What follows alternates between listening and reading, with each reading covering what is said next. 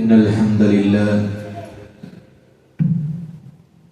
نحمده ونستعينه ونؤمن به ونتوكل عليه ونعوذ بالله من شرور أنفسنا ومن سيئات أعمالنا من يهده الله فلا مضل له ومن يضلل فلا هادي له وأشهد أن لا إله إلا الله وحده لا شريك له وأشهد أن محمدا عبده ورسوله أرسله بالهدى ودين الحق ليظهره على الدين كله ولو كره المشركون اللهم صل على محمد وعلى آل محمد كما صليت على إبراهيم وعلى آل إبراهيم إنك حميد مجيد أعوذ بالله من الشيطان الرجيم بسم الله الرحمن الرحيم يا أيها الذين آمنوا اتقوا الله حق تقاته ولا تموتن إلا وأنتم مسلمون أما بعد فإن خير الحديث كتاب الله وخير الهدي هدي محمد صلى الله عليه وسلم وشر الأمور محدثاتها وكل محدثة بدعة وكل بدعة ضلالة وكل ضلالة في النار. ഏറെ സ്നേഹം നിറഞ്ഞ സത്യവിശ്വാസി വിശ്വാസിനികൾ, അള്ളാഹുവിന്റെ വിധിവിലക്കുകൾ ജീവിതത്തിലുടനീളം കഴിവിന്റെ പരമാവധി കാത്തു സൂക്ഷിക്കണേ എന്ന് ആദ്യം സ്വന്തത്തെയും തുടർന്ന് നിങ്ങളെ ഓരോരുത്തരെയും ഉണർത്തുകയാണ്, വസിയ്യത്ത് ചെയ്യുകയാണ്. അത്തരത്തിൽ അല്ലാഹുവിനെ സൂക്ഷിച്ച് ജീവിക്കുന്ന സ്വാലിഹീങ്ങളിൽ നാഥൻ നമ്മെ ഓരോരുത്തരെയും ഉൾപ്പെടുത്തി അനുഗ്രഹിക്കുമാറാകട്ടെ. ത്യാഗത്തിന്റെയും അർപ്പണത്തിന്റെയും സ്മരണകൾ അയവിറക്കിക്കൊണ്ടിരിക്കുന്ന ഈ സുന്ദരമായ നിമിഷത്തിൽ ഏവർക്കും എൻ്റെ ഹൃദയം നിറഞ്ഞ പെരുന്നാൾ ആശംസകൾ. തഖബ്ബലല്ലാഹു മിന്നാ വമിൻകും ഈദ് മുബാറക്. അല്ലാഹു അക്ബർ അല്ലാഹു അക്ബർ അല്ലാഹു അക്ബർ ലാ ഇലാഹ ഇല്ലല്ലാഹു അല്ലാഹു അക്ബർ അല്ലാഹു അക്ബർ വലില്ലാഹിൽ ഹംദ്. പരിശുദ്ധ മാസമായ ദുൽഹിജ്ജയിലൂടെയാണ് വിശ്വാസികൾ കടന്നുപോയിക്കൊണ്ടിരിക്കുന്നത്. ഈ പ്രാവശ്യം ഹജ്ജ് ചെയ്യാൻ ഭാഗ്യം ലഭിച്ച എല്ലാ വിശ്വാസികളുടെയും ഹജ്ജ് മഖ്ബൂലും മബ്റൂറുമായ ഹജ്ജായി അല്ലാഹു സ്വീകരിക്കുമാറാകട്ടെ. പ്രധാനപ്പെട്ട ഇബാദത്തുകൾ സകലതും സംഗമിക്കുന്ന മാസമായ ദുൽഹിജ്ജയിൽ അല്ലാഹു ആഘോഷ ദിനമായി നിശ്ചയിച്ച് നൽകിയ ഈ ഒരു സുദിനത്തിൽ നാം ഓരോരുത്തരും ഇബ്രാഹിം നബി അലൈഹിസ്സലാമിനെയും അവിടുത്തെ കുടുംബത്തെയും സ്മരിക്കുകയാണ്. ഇബ്രാഹിം നബി അലൈഹിസ്സലാമിനെ സംബന്ധിച്ചിടത്തോളം ഒരു മുസ്ലിമിന്റെ ജീവിതത്തിൽ വ്യത്യസ്തങ്ങളായ ഘട്ടങ്ങളിൽ കടന്നുവരുന്ന മഹാവ്യക്തിത്വമാണ് ഇബ്രാഹിം നബി അലൈഹിസ്സലാം.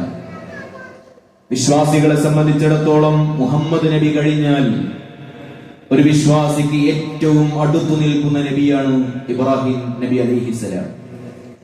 കാരണം നിങ്ങൾ നോക്കൂ, ഒരു മനുഷ്യൻ, ഒരു വിശ്വാസി രാവിലെ പ്രഭാതത്തിൽ എഴുന്നേൽക്കുമ്പോൾ അവൻ ഉരുവിടുന്ന പ്രാർത്ഥനയിൽ അസ്ബഹ്നാ അലാ ഫിത്രത്തിൽ ഇസ്ലാം, അല്ലാഹുവേ ഇസ്ലാമിന്റെ ശുദ്ധ പ്രകൃതിയിൽ ഞങ്ങൾ ഇതാ പ്രഭാതത്തിലേക്ക് പ്രവേശിച്ചിരിക്കുന്നു. വഅലാ കലിമത്തിൽ ഇഖ്ലാസ്, ഏകദൈവാരാധനയുടെ നിഷ്കളങ്കമായ വചനം ഉൾക്കൊണ്ടുകൊണ്ട് വഅലാ ദീനി നബിയിനാ മുഹമ്മദിൻ സ്വല്ലല്ലാഹു അലൈഹി വസല്ലം, മുഹമ്മദ് നബിയുടെ ദീനിൽ ഞങ്ങളിതാ അല്ലാഹുവേ പ്രഭാതത്തിലേക്ക് പ്രവേശിച്ചിരിക്കുന്നു. എന്നിട്ട് ഉടനെ പറയുന്നത് വഅലാ മില്ലതി അബീന ഇബ്രാഹിം അലൈഹിസ്സലാത്തു വസ്സലാം ഹനീഫൻ മുസ്ലിമൻ. ഇബ്രാഹിം നബി അലൈഹിസ്സലാമിന്റെ ഋജുവായ ഹനീഫായ ആ പാത ഉൾക്കൊണ്ടുകൊണ്ട് ഞങ്ങൾ ഇബ്രാഹിം നബിയുടെ മില്ലത്തിലെ ഇതാ പ്രഭാതത്തിലേക്ക് പ്രവേശിച്ചിരിക്കുന്നു എന്ന പ്രാർത്ഥനയാണ് ഒരു വിശ്വാസി രാവിലെ തന്നെ ഉരുവിടുന്നത്. അപ്പൊ രാവിലെ മുതൽ ഇബ്രാഹിം നബി അലൈഹിസ്സലാമിനെ ദൈനംദിനം ഒരു വിശ്വാസി ഓർത്തുകൊണ്ടിരിക്കുകയാണ്. തീർന്നില്ല, 5 നേരം നിർബന്ധമായി ഓരോ മനുഷ്യനും നിസ്കരിക്കുമ്പോൾ ആ നിസ്കാരത്തിൽ ഇബ്രാഹിമിയ സ്വലാത്ത് തശഹുദിൽ പാരായണം ചെയ്യാതെ ഉരുവിടാതെ നിസ്കാരം അവസാനിക്കുന്നില്ല. അല്ലാഹുമ്മ സ്വല്ലി അലാ മുഹമ്മദിൻ വഅലാ ആലി മുഹമ്മദ് കമാ സ്വല്ലൈത അലാ ഇബ്രാഹിം. അല്ലാഹുവേ, മുഹമ്മദ് നബിക്കും അദ്ദേഹത്തിന്റെ കുടുംബത്തിനും നീ സമാധാനം നൽകണമേ. ഇബ്രാഹിമിനും ഇബ്രാഹിമിന്റെ കുടുംബത്തിനും നീ സമാധാനം നൽകിയതുപോലെ. അപ്പൊ നോക്കൂ സഹോദരന്മാരെ, ഇബ്രാഹിം നബി അലൈഹിസ്സലാം വിശ്വാസികളോട് അത്രമേൽ ബന്ധപ്പെട്ട് കിടക്കുന്ന പ്രവാചകനാണ് എന്ന് നമുക്ക് ഇതിൽ നിന്നൊക്കെ മനസ്സിലാക്കാൻ സാധിക്കും. എന്തേ അതിനു മാത്രം പ്രത്യേകതകൾ ഇബ്രാഹിം നബി അലൈഹിസ്സലാമിന്റെ ജീവിതത്തിൽ ഉണ്ടായത്? നമുക്കറിയാം, ഏകദേശം 4000 വർഷങ്ങൾക്ക് മുമ്പ് ഇറാഖ് പ്രവിശ്യയിലെ ബാബിലോൺ നഗരത്തിൽ ഊർ പട്ടണത്തിലാണ് മഹാനവറുകൾ ജനനം കൊള്ളുന്നത്. പ്രവാചകനായി തിരഞ്ഞെടുക്കപ്പെട്ട നബി തൗഹീദ് സ്വീകരിച്ചതിന്റെ പേരിൽ നാട്ടിൽ നിൽക്കാൻ സമ്മതിക്കാത്ത അവസ്ഥാവിശേഷമാണ് ഉണ്ടാകുന്നത്. അങ്ങനെ വിവാഹം കഴിച്ച് അനപത്യ ദുഃഖാർത്തനായി സ്വന്തം നാട് വിട്ട് മറ്റൊരു നാട്ടിലേക്ക് പലായനം ചെയ്യുകയാണ്. പിൽക്കാലത്ത് ആ പ്രവാചകൻ ചരിത്ര പുരുഷനായി മാറുന്നതാണ് നാം കാണുന്നത്. ആ ഇബ്രാഹിം നബി അലൈഹിസ്സലാമിനെ കുറിച്ച് പരിശുദ്ധ ഖുർആൻ സൂറത്തുൻ നഹ്ലിന്റെ 120-ാമത്തെ ആയത്തിൽ അല്ലാഹു വളരെ വ്യക്തമാക്കുന്നുണ്ട്. ആ ഒരൊറ്റ ആയത്തിലൂടെ ആരായിരുന്നു ഇബ്രാഹിം നബി അലൈഹിസ്സലാം എന്ന് നമുക്ക് കൃത്യമായി മനസ്സിലാക്കാൻ സാധിക്കും. അല്ലാഹു പറയുന്നു, ഇന്ന ഇബ്രാഹീമ കാന ഉമ്മതൻ ഖാനിതൻ ലിന്നാസി ഹനീഫ. നിശ്ചയമായും ഇബ്രാഹിം നബി അലൈഹിസ്സലാം കാന ഉമ്മ, ഒരു സമുദായമായിരുന്നു, ഖാനിതൻ ലില്ലാഹി ഹനീഫ, അല്ലാഹുവിന്റെ മുമ്പിൽ ഋജുവായി അവനെ അനുസരിച്ചുകൊണ്ട് അവന്റെ മുമ്പിൽ കീഴ്പ്പെടുന്ന വല്ലാത്ത ഒരു വ്യക്തിത്വമായിരുന്നു ഇബ്രാഹിം. വലം യകു മിനൽ മുശ്രിക്കീൻ. ആ ഇബ്രാഹിം നബി അലൈഹിസ്സലാം മുശ്രിക്കിൽപ്പെട്ട, അല്ലാഹുവിൽ പങ്കു ചേർക്കുന്നവരുടെ കൂട്ടത്തിൽ പെട്ട ആളായിരുന്നില്ല എന്ന് അല്ലാഹു വ്യക്തമാക്കി തരികയാണ്. ഇതിന്റെയൊക്കെ വിശദീകരണത്തിൽ കാണാൻ കഴിയും, ഒരൊറ്റയാൾ പോരാട്ടമായിരുന്നു ഇബ്രാഹിം നബി അലൈഹിസ്സലാം. അല്ലാഹു തൗഹീദ് ഏൽപ്പിച്ചു. ആ തൗഹീദ് തന്നെ കൊണ്ട് കഴിയുന്ന രൂപത്തിൽ, വ്യത്യസ്തങ്ങളായ രൂപത്തിൽ തന്റെ ഉമ്മത്തിന് പകർന്നു കൊടുക്കാൻ ആ ഇബ്രാഹിം നബി അലൈഹിസ്സലാം കിണഞ്ഞു പരിശ്രമിക്കുകയായിരുന്നു. ദഅവത്ത് ഒറ്റക്ക്, ആ ദഅവത്ത് മൂലം ഏൽക്കേണ്ടി വരുന്ന പരുക്ക്, ഒരു സമുദായം ഏൽക്കേണ്ടി വരുന്ന പരുക്ക് സ്വന്തം മാറിടം കൊണ്ട് നെഞ്ച് കാട്ടിക്കൊണ്ട് ഒറ്റയ്ക്ക് ഏറ്റെടുത്തു എന്നതാണ് ഇത്രമേൽ വലിയ പ്രത്യേകതയായി ഇബ്രാഹിം നബി അലൈഹിസ്സലാമിനെ പരിശുദ്ധ ഖുർആൻ പരിചയപ്പെടുത്താൻ കാരണമെന്ന് നമുക്ക് ഇതിൽ നിന്നൊക്കെ പരിശുദ്ധ ഖുർആനിൽ നിന്ന് മനസ്സിലാക്കാൻ സാധിക്കും. അതേപോലെ തന്നെ ഈ ഇബ്രാഹിം നബി അലൈഹിസ്സലാമിനെ പറ്റി അല്ലാഹു പറയുന്നത്, കാനത് ലക്കും ഉസ്വത്തുൻ ഹസന. മനുഷ്യരെ, വിശ്വാസികളെ, ഇബ്രാഹിം നബിയിൽ നിങ്ങൾക്ക് ഉത്തമമായ മാതൃകയുണ്ട്. വല്ലദീന മഅഹു, ഇബ്രാഹിമിന്റെ കൂടിയവരുടെയും ജീവിതത്തിൽ നിന്ന് ഒരുപാട് മാതൃകകൾ നിങ്ങൾ ഉൾക്കൊണ്ടുകൊണ്ട് ഉത്തമമായ മാതൃക ആ ഇബ്രാഹിം നബി അലൈഹിസ്സലാമിന്റെ ജീവിതത്തിൽ നിങ്ങൾക്ക് പകർന്നെടുക്കാൻ സാധിക്കുമെന്നാണ് അല്ലാഹു സുബ്ഹാനഹു വ തആല പറയുന്നത്. ഞാൻ ഈ ഇബ്രാഹിം നബി അലൈഹിസ്സലാമിന്റെ ജീവിതത്തിലൂടെ കടന്നു പോകുമ്പോൾ അദ്ദേഹം നമുക്ക് നൽകുന്ന വ്യത്യസ്തങ്ങളായ മാതൃകകൾ ഒരു ഖുതുബയിലോ 2 ഖുതുബയിലോ പറഞ്ഞാൽ തീരുന്നതല്ല അദ്ദേഹത്തിന്റെ ജീവിതത്തിൽ മാതൃകകൾ. എന്നാൽ അതിൽ പ്രധാനപ്പെട്ട ചില സംഗതികൾ മാത്രം സൂചിപ്പിക്കാനാണ് ആഗ്രഹിക്കുന്നത്. ഒന്നാമത്, ഇബ്രാഹിം നബി അലൈഹിസ്സലാമിനെ പ്രസ്താവിച്ചപ്പോൾ അല്ലാഹു എടുത്തു പറഞ്ഞത് വലം യകു മിനൽ മുശ്രിക്കീൻ. ഇബ്രാഹിം നബി അലൈഹിസ്സലാം മുശ്രിക്കുകളിൽപ്പെട്ട ആളായിരുന്നില്ല എന്നുള്ളതാണ്. കാരണം അന്ന് ജീവിച്ച യഹൂദന്മാർ അവർ പറഞ്ഞു, ഇബ്രാഹിം ഞങ്ങളുടെ ഗോത്രത്തിൽപ്പെട്ട ആളാണ്. അതേപോലെ തന്നെ നസാറാക്കൾ അവർ പറഞ്ഞു, ഇബ്രാഹിം ഞങ്ങളുടെ ആളാണ്. കാരണം അത്രമേൽ വിപ്ലവാത്മക ജീവിതമായിരുന്നു ഇബ്രാഹിം നബി അലൈഹിസ്സലാമിന്റെ ജീവിതം. അതുകൊണ്ട് തന്നെ ശിർക്കിന്റെ വക്താക്കൾ എല്ലാവരും ഇബ്രാഹിം നബി അലൈഹിസ്സലാമിനെ സ്വന്തം തട്ടകത്തിലേക്ക് കൊണ്ടുവന്നപ്പോൾ അല്ലാഹുവാണ് അവിടെ തിരുത്തുന്നത്, ഒരിക്കലുമില്ല. ഇബ്രാഹിം നബി അലൈഹിസ്സലാം ശുദ്ധ മുവഹിദായിരുന്നു. ഏതേത് പ്രതിസന്ധി ഘട്ടങ്ങളിലും അള്ളാഹുവിൽ മാത്രം പ്രത്യാശ അർപ്പിച്ചുകൊണ്ട് അള്ളാഹുവിൽ അചഞ്ചലമായി ആ തൗഹീദിൽ അടിയുറച്ചു നിന്ന ഒരു വടുവൃക്ഷമായിരുന്നു ഇബ്രാഹിം നബി അലൈഹിസ്സലാം. എന്തെല്ലാം പീഡനങ്ങൾ ആ അദ്ദേഹത്തിന്റെ ജീവിതത്തിലൂടെ കഴിഞ്ഞുപോയി അല്ലെ. നമ്രൂദ് എന്ന സ്വേച്ഛാധിപതിയുടെ ഗീർവാണങ്ങൾക്ക് മുമ്പിൽ തലകുനിക്കാതെ തൗഹീദ് പറഞ്ഞ പാരമ്പര്യമുള്ള മഹാനാണ് ഇബ്രാഹിം നബി അലൈഹിസ്സലാം. ദഅവത്ത് പറഞ്ഞതിന്റെ പേരിൽ തീക്കുണ്ടാരത്തിലേക്ക് എറിയുമെന്ന് പറഞ്ഞപ്പോഴും ഹസ്ബിയല്ലാഹു വനിഅമൽ വകീൽ, എനിക്കെന്റെ റബ്ബുണ്ട്, ആ റബ്ബ് പറഞ്ഞേൽപ്പിച്ചതേ ഞാൻ ചെയ്യൂ, അതിലൊരു മാറ്റവുമില്ല, അതിൽ നിന്നൊരു വ്യതിചലനവുമില്ല എന്ന് ഉറക്കെ പ്രഖ്യാപിച്ച മഹാനവറുകളാണ് ഇബ്രാഹിം നബി അലൈഹിസ്സലാം. അതാണ് ഏറ്റവും വലിയ പാഠം. എത്ര പ്രതികൂല സാഹചര്യങ്ങളാണെങ്കിലും വിശ്വാസത്തിൽ അടിയുറച്ചു നിന്ന് ഭയപ്പെടാതെ മുന്നേറുക എന്ന വിഷയത്തിൽ ഉദാത്തമായ മാതൃകയാണ് ഇബ്രാഹിം നബി അലൈഹിസ്സലാം നമ്മുടെ ജീവിതത്തിൽ അല്ലെങ്കിൽ അദ്ദേഹത്തിന്റെ ജീവിതത്തിലൂടെ വരച്ചു കാണിക്കുന്നത്. ഇത് തന്നെയാണ് ഇബ്രാഹിം നബി അലൈഹിസ്സലാമിനെ പിൻപറ്റിയ ഏറെ സാദൃശ്യപ്പെട്ട നബി സല്ലല്ലാഹു അലൈഹി വസല്ലമയും നമുക്ക് പഠിപ്പിച്ചു തന്നത് അല്ലെ. പ്രവാചകൻ സല്ലല്ലാഹു അലൈഹി വസല്ലമയുടെ ജീവിതത്തിൽ എന്തെല്ലാം പ്രതിസന്ധികൾ കടന്നുപോയി. പക്ഷെ അപ്പോഴൊന്നും ആ പ്രവാചകനിൽ ഏൽപ്പിക്കപ്പെട്ട ദൗത്യത്തിൽ നിന്ന് ഒരു അണുകിട വ്യതിചലിക്കാൻ നബി കരീം സല്ലല്ലാഹു അലൈഹി വസല്ലം തയ്യാറായില്ല എന്നതാണ് നമുക്ക് കാണാൻ കഴിയുന്നത്. അതായിരിക്കണം ആ പ്രവാചകനെ വിശ്വസിച്ച, ആ പ്രവാചകന്റെ സ്വഹാബിമാരെ പിൻപറ്റുന്ന വിശ്വാസികളുടെയും ജീവിതത്തിൽ ഉണ്ടാകേണ്ടത് എന്ന് സാന്ദർഭികമായി ഓർമ്മിപ്പിക്കുകയാണ്. നബി സല്ലല്ലാഹു അലൈഹി വസല്ലമയെ പരിഹസിച്ചു അല്ലെ. എന്തെല്ലാം ആരോപണങ്ങളാണ് നമ്മുടെ പ്രവാചകനെതിരെ അന്ന് ജീവിച്ച മക്കയിലെ മുശ്രിക്കുകൾ തൊടുത്തുവിട്ടത്. മുഹമ്മദ് നബി സല്ലല്ലാഹു അലൈഹി വസല്ലം മജ്നൂനാണ്, ഭ്രാന്തനാണ്, അദ്ദേഹം സാഹിറാണ്, അദ്ദേഹം കവിയാണ്, അങ്ങനെ തുടങ്ങി അള്ളാഹുവിന്റെ വഹീനെ അംഗീകരിക്കാതെ അതിനെതിർത്തുകൊണ്ട് ഒരുപാട് വിമർശനങ്ങൾ ആ പ്രവാചകന് നേരെ ഉണ്ടായി. അത് അന്ന് തന്നെ ഉണ്ടായി. അതിന്റെ ഒരു പാരമ്പര്യം പ്രിയപ്പെട്ട വിശ്വാസികളെ ഇന്നും നമ്മൾ നമ്മുടെ സമൂഹത്തിൽ നിന്നും കേട്ടുകൊണ്ടിരിക്കുകയാണ്. എന്തെല്ലാം വിമർശനങ്ങളാണ് ഇസ്ലാമിന്റെയും പ്രവാചകന്റെയും എതിരെ ഇന്ന് നമ്മൾ കേട്ടുകൊണ്ടിരിക്കുന്നത് അല്ലെ. സോഷ്യൽ മീഡിയകൾ ഉപയോഗിക്കുന്ന നമ്മൾ അനുദിനം കാണുകയാണ്. ഇസ്ലാമിനെ പരിഹസിക്കുന്നവർ, അള്ളാഹുവിന്റെ പ്രവാചകനെ ചീത്ത വിളിക്കുന്നവർ, അള്ളാഹുവിന്റെ പ്രവാചകന്റെ കൽപ്പനകളെ പരിഹസിക്കുന്നവർ.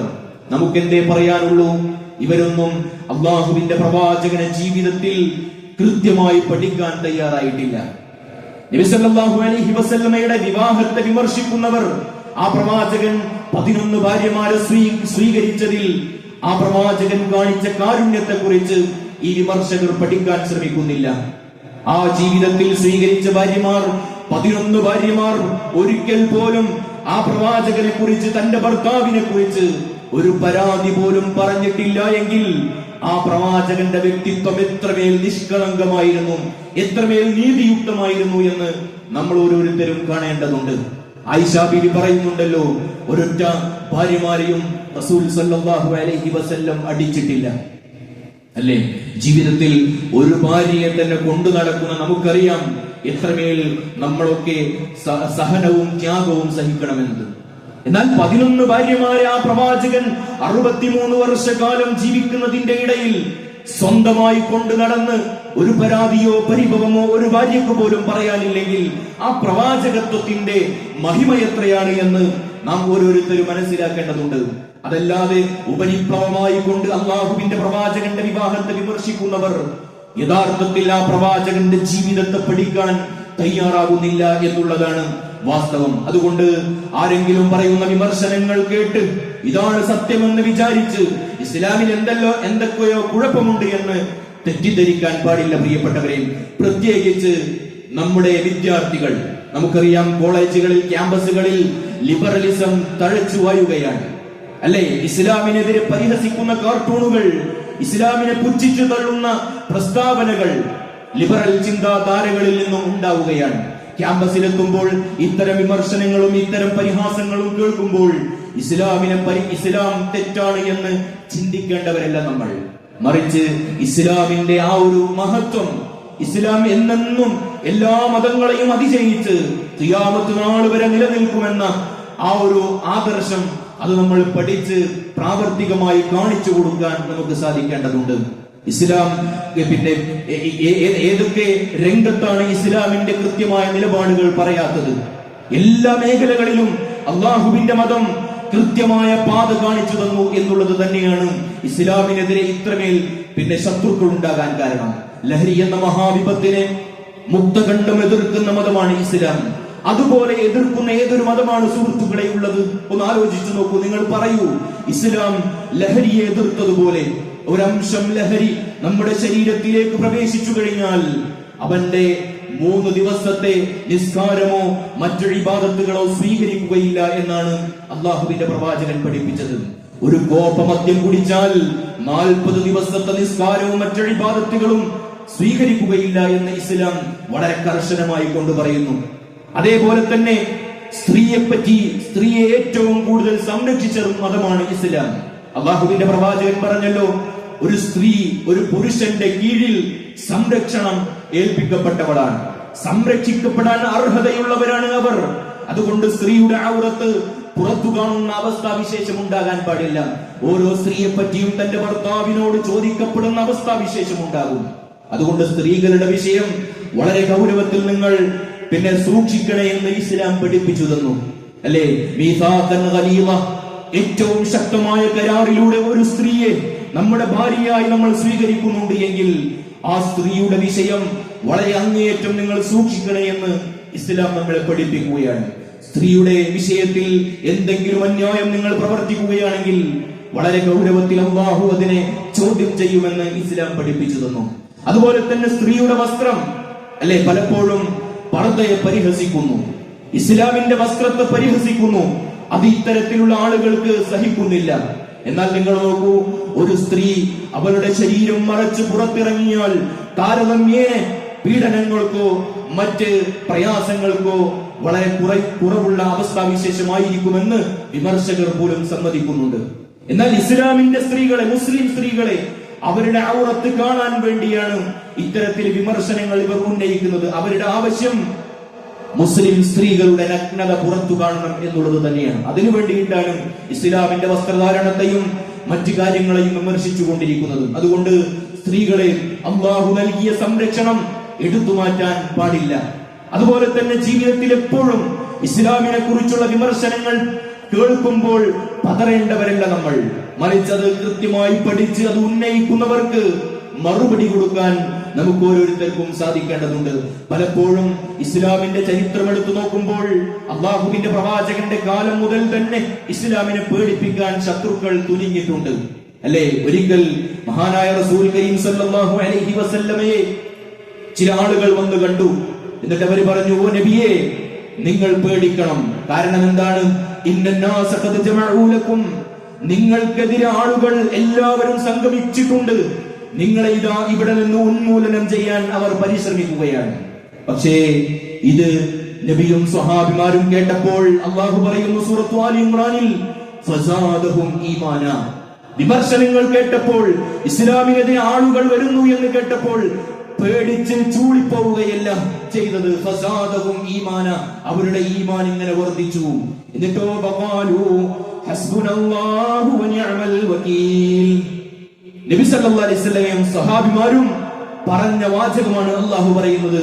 അവർ ഒന്നടങ്കം ഹസ്ബുനല്ലാഹു വനിഅമൽ വകീൽ, ഞങ്ങൾക്ക് ഞങ്ങളുടെ അല്ലാഹു ഉണ്ട്, അവനിൽ പിന്നെ തവക്കുൽ ചെയ്യാൻ ഏറ്റവും ഉത്തമനാണവൻ എന്ന് കാലങ്ങൾക്ക് മുമ്പ് ഇബ്രാഹിം നബി അലൈഹിസ്സലാം പറഞ്ഞ അതേ വാചകം അല്ലാഹുവിന്റെ പ്രവാചകൻ സല്ലല്ലാഹു അലൈഹി വസല്ലം പറയുകയാണ്. അതുകൊണ്ട് സഹോദരന്മാരെ, ഇബ്രാഹിം നബി അലൈഹിസ്സലാം പിന്തുടർന്ന ആ പാത തന്നെ പിൻപറ്റി റസൂൽ സല്ലല്ലാഹു അലൈഹി വസല്ലമയും ആ ദീനിൽ അല്ലാഹുവിൽ അടിയുറച്ചു നിൽക്കുന്നതാണ് നമ്മൾ ഓരോരുത്തരും കാണുന്നത്. അതുകൊണ്ട് എന്തെങ്കിലും വിമർശനങ്ങൾ കേൾക്കുമ്പോൾ, പേടിപ്പിക്കലുകൾ കേൾക്കുമ്പോൾ നമ്മൾ ചൂളിപ്പോകേണ്ടവരല്ല. അല്ലാഹു നമ്മുടെ കൂടെയുണ്ട്. നമ്മൾ വിശ്വസിച്ച് തൗഹീദ് ഉൾക്കൊണ്ടുകൊണ്ട് അല്ലാഹുവിനെ മാത്രം പ്രാർത്ഥിച്ച് ശിർക്ക് ചെയ്യാതെ ഇബാദത്തുകളൊക്കെ ക്രമീകരിച്ചുകൊണ്ട് ജീവിക്കാൻ നമ്മൾ തയ്യാറാണെങ്കിൽ നമ്മൾ വിചാരിക്കാത്ത രൂപത്തിൽ അല്ലാഹുവിന്റെ സഹായം ഉണ്ടാകും എന്നതാണ് വാസ്തവം. ഈ കഴിഞ്ഞ ദിവസം നമ്മളൊക്കെ സോഷ്യൽ മീഡിയയിലൂടെ കണ്ട് ഞെട്ടിപ്പോയ ഒരു വാർത്തയാണ് ലിബിയക്കാരൻ ആമിർ ഗദ്ദാഫിയെ അല്ലാഹു സുബ്ഹാനഹു വ തആല ഹജ്ജിൽ കൊണ്ടുപോയത്. അല്ലേ? നമ്മളൊക്കെ മനസ്സിലാക്കിയിട്ടുണ്ട്. അദ്ദേഹം ഹജ്ജിന് പോകാൻ വേണ്ടി ലിബിയൻ എയർപോർട്ടിലേക്ക് വന്നു. ഫ്ലൈറ്റ് എടുത്തു. അല്പം നേരം വൈകി, അതുകൊണ്ട് തന്നെ ഫ്ലൈറ്റ് എടുത്തു. അദ്ദേഹം കേണപേക്ഷിച്ചു, ഹജ്ജിന് വേണ്ടി നീ എന്തു വെച്ചവനാണ് ഞാൻ, എന്നെ കൂടെ കൊണ്ടുപോകാൻ പറയണം. പൈലറ്റ് കേട്ടില്ല. ടേക്ക് ഓഫ് നടന്നു. ഒരു റൗണ്ട് ചുറ്റി വീണ്ടും തന്നെ ആ എയർപോർട്ടിലേക്ക് ഇറങ്ങുകയാണ്. കാരണം എന്താണ്? എഞ്ചിൻ തകരാറ്. അപ്പൊ അദ്ദേഹം വിചാരിച്ചു, രണ്ടാമത് പൊങ്ങുമ്പോൾ എന്നെ കൂടെ കയറ്റും. പക്ഷേ പൈലറ്റിന്റെ വാശിയിൽ അദ്ദേഹം തുടർന്നു. വീണ്ടും അദ്ദേഹത്തെ ഉൾക്കൊള്ളിക്കാതെ, അദ്ദേഹത്തെ കയറ്റാതെ ഫ്ലൈറ്റ് പറന്നു. അപ്പോഴും ഇതേ തകരാറ് തന്നെ. രണ്ടാമതും ഇറക്കി. മൂന്നാമത് ടേക്ക് ഓഫിന് ഒരുങ്ങുമ്പോൾ ആ പൈലറ്റിനെ കൊണ്ട് അല്ലാഹു ചോദിപ്പിച്ചു, ആ മനുഷ്യനെവിടെ? അങ്ങനെ അദ്ദേഹത്തെ കൂട്ടിയിട്ടാണ് മൂന്നാമത് ഫ്ലൈറ്റ് പോയത്. വളരെ ഉജ്ജ്വല സ്വീകരണത്തോടുകൂടെ ഹജ്ജിന് വേണ്ടി ഒരുങ്ങിയ മനുഷ്യൻ, അദ്ദേഹത്തിന്റെ ആത്മാർത്ഥതയും അദ്ദേഹത്തിന്റെ അചഞ്ചലമായ തവക്കുലും കാരണം അല്ലാഹു അവനെ വീണ്ടും ജിദ്ദയിലെ എയർപോർട്ടിലേക്ക് ഇറക്കുകയാണ്. ഇതാണ് സഹോദരന്മാരെ അല്ലാഹുവിന്റെ ഖലാഅ്.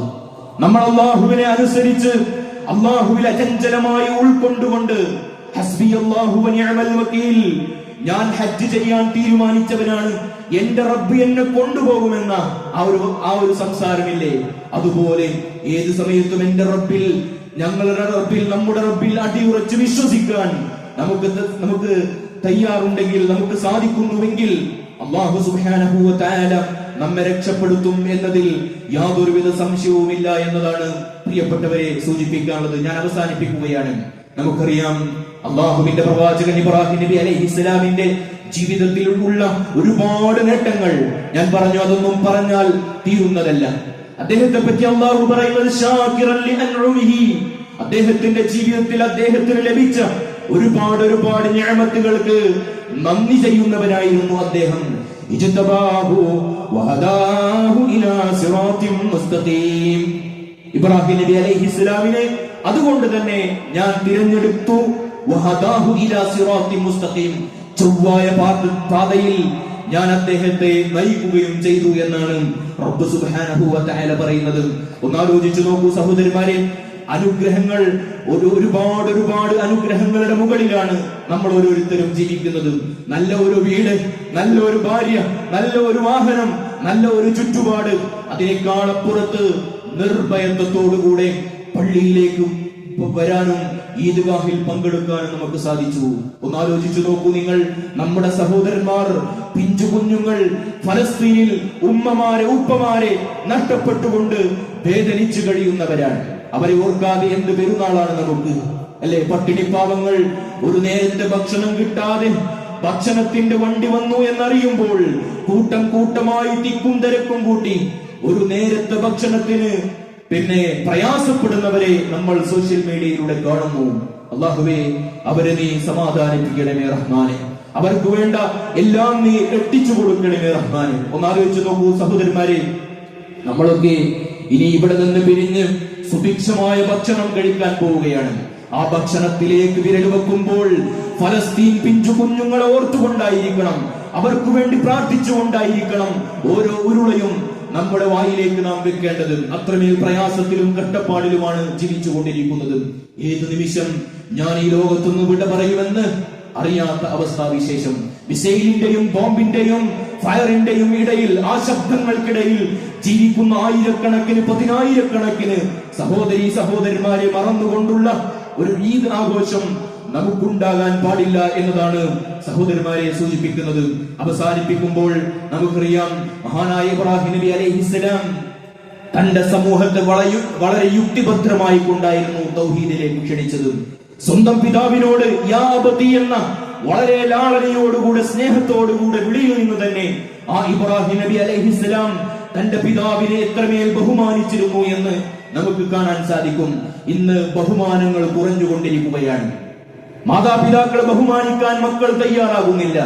മുതിർന്നവരെ ബഹുമാനിക്കാൻ, അതുപോലെ തന്നെ പ്രായം ചെന്നവരെ സഹായിക്കാൻ, അതിനൊന്നും സമയം കണ്ടെത്താത്ത ഒരു പുതിയ തലമുറ വളർന്നു വരുന്നുണ്ട്. അതുകൊണ്ട് വിദ്യാർത്ഥികളെ, നമ്മൾ ഓരോരുത്തരും നമ്മുടെ മാതാപിതാക്കളെ, മുതിർന്നവരെ ബഹുമാനിക്കാൻ നമുക്ക് സാധിക്കേണ്ടതുണ്ട്. അതിലാണ് ഖൈർ എന്ന് നാം ഓരോരുത്തരും തിരിച്ചറിയുക.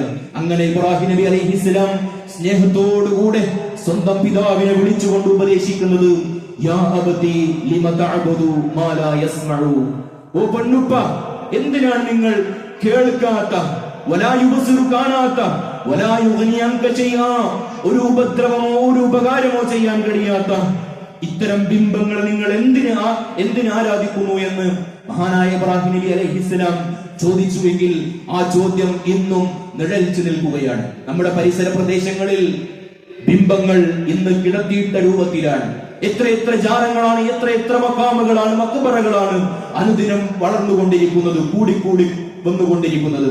ഈ ഇബ്രാഹിം നബി അലൈഹിസ്സലാം ചോദിച്ച ചോദ്യമാണ് നമുക്കും അവരെ ആരാധിക്കുന്നവരെ, മഖ്ബറയിൽ, ജാറങ്ങളിൽ, അതുപോലെ തന്നെ തങ്ങന്മാരോടൊക്കെ പ്രാർത്ഥിക്കുന്നവരോട് ചോദിക്കാനുള്ളത്.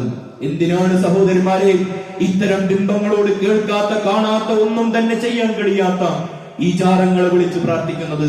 ഹസ്ബി അല്ലാഹു വ നിഅമൽ വകീൽ എന്ന് 1000 വർഷങ്ങൾക്ക് മുമ്പ് മഹാനായ ഇബ്രാഹിം നബി അലൈഹിസ്സലാം പറഞ്ഞ ആ പ്രഖ്യാപനം, അതുപോലെ അതല്ല ഇസ്ലാമിന്റെ ആദർശം എങ്കിൽ എനിക്ക് എന്റെ റബ്ബ് മതി എന്ന ആ ഒരു അചഞ്ചലമായ തൗഹീദിലേക്ക് കടന്നു വരാൻ നമുക്കൊക്കെ സാധിക്കേണ്ടതുണ്ട്. പ്രിയപ്പെട്ടവരെ, സഹോദരന്മാരെ, നമുക്കറിയാം പെരുന്നാൾ ദിനം അത് സന്തോഷത്തിന്റെ ദിനമാണ്, ആഘോഷത്തിന്റെ ദിനമാണ്. അതുകൊണ്ട് നമ്മുടെ കുടുംബത്തിലെ പാവപ്പെട്ടവർ, രോഗികൾ, പ്രയാസപ്പെടുന്നവരെ ഒക്കെ കാണുകയും അവരെയൊക്കെ അവർക്ക് വേണ്ടിയൊക്കെ പ്രാർത്ഥിക്കുകയും ചെയ്യുക, അതൊക്കെ നാം ശ്രദ്ധിക്കേണ്ട കാര്യമാണ്. കുടുംബ സന്ദർശനങ്ങൾക്ക് വേണ്ടി ഈ ഒരു സന്ദർഭം, സമയം നാം മാറ്റിവെക്കേണ്ടതുണ്ട്. നമ്മുടെ സഹോദരന്മാർ, വിശിഷ്യ ഫലസ്തീനിലുള്ളവർക്ക് വേണ്ടി പ്രാർത്ഥിക്കുക, അതുപോലെ തന്നെ ദീനിനെ സഹായിക്കുക, അള്ളാഹുവിന്റെ മതത്തെ സഹായിക്കുക. അതിന്റെ ഭാഗമായി കൊണ്ട് നബി സല്ലല്ലാഹു അലൈഹി വസല്ലം പ്രത്യേകമായി ഈദ്ഗാഹുകളിൽ സ്വതക്കയെ പ്രേരിപ്പിച്ചിരുന്നു എന്ന് നമുക്ക് കാണാൻ കഴിയും. പെരുന്നാളിന് അള്ളാഹുവിന്റെ ദീനിനു വേണ്ടി ഒരു സംഭാവന നാം ഓരോരുത്തരും നൽകേണ്ടതുണ്ട്. അങ്ങനെ ഏറ്റവും നല്ല രൂപത്തിൽ ഈ പെരുന്നാളിന്റെ എല്ലാവിധ തനിമയും എല്ലാവിധ നന്മയും ഉൾക്കൊണ്ടുകൊണ്ട് നല്ല ഒരു രീതിയിൽ നാം ആഘോഷിക്കുക. റബ്ബ് സുബ്ഹാനഹു വ തആല തൗഫീഖ് ചെയ്ത് അനുഗ്രഹിക്കുമാറാകട്ടെ.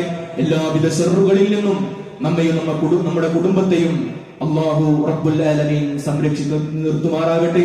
അല്ലാഹുവേ, ഞങ്ങളിൽ നിന്ന് വന്നുപോയ ചെറുതും വലുതുമായ സകല തിന്മകളും നിന്റെ മഹത്തായ റഹ്മത്ത് കൊണ്ട്, ഫദ്ല് കൊണ്ട് നീ നമുക്ക് ഓരോരുത്തർക്കും പുറത്ത് മാപ്പാക്കി തരണമേ റഹ്മാനെ. കൂടുതൽ നന്മ ചെയ്യാനും ഖൈറുകളിൽ മുന്നിലേക്ക് വരാനുമുള്ള തൗഫീഖ് നമുക്ക് ഓരോരുത്തർക്കും പ്രദാനം ചെയ്ത് അനുഗ്രഹിക്കണമേ റഹ്മാനെ. അല്ലാഹുവേ, നമ്മളിൽ നിന്ന് മരണപ്പെട്ടു പോയ നമ്മുടെ മാതാപിതാക്കൾ, നമുക്ക് വേണ്ടപ്പെട്ടവർ, നമ്മുടെ കുടുംബക്കാർ, അവരുടെ ഖബറിടം നീ വിശാലമാക്കുകയും അവരെയും നമ്മയും നിന്റെ ജന്നാത്തുൽ ഫിർദൗസിൽ ഒരുമിച്ച് ചേർക്കുകയും ചെയ്യണമേ റഹ്മാനെ. اللهم أعز الإسلام والمسلمين وأذل الشرك والمشركين. اللهم أعز الإسلام والمسلمين وأذل الشرك والمشركين. اللهم أعز الإسلام والمسلمين وأذل الشرك والمشركين. ربنا تقبل منا إنك أنت السميع العليم وتب علينا إنك أنت التواب الرحيم.